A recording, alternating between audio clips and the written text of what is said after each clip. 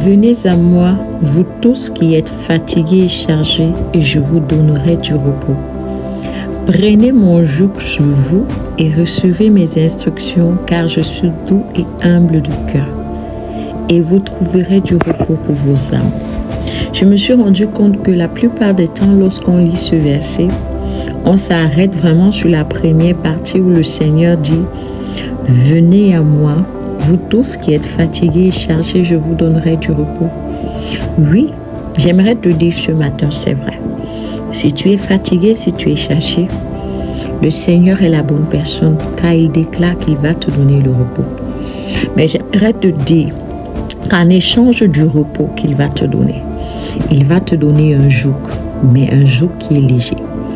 Et je me suis rendu compte que le joug, de façon littérale, c'est une pièce de bois qu'on met sur la tête des bœufs lorsqu'on veut atteler le bœuf à une charrette.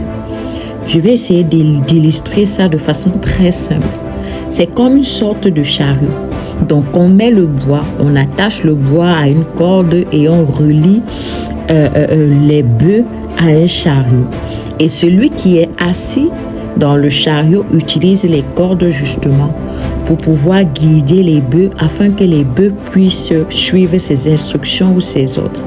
Et je me suis rendu compte que lorsque Jésus parle de joug, il parle du fait que lorsque tu viens te décharger sur lui de ses fardeaux, tu acceptes que lui devienne ton maître. Tu acceptes que lui devienne le Seigneur de ta vie. Tu acceptes qu'il puisse utiliser son joug pour t'atteler à sa charrette. Donc tu acceptes être sous son autorité et tu acceptes de te laisser conduire par lui. Et je me suis rendu compte d'une chose, c'est qu'il dit mon joug, recevez mon joug et recevez mes instructions.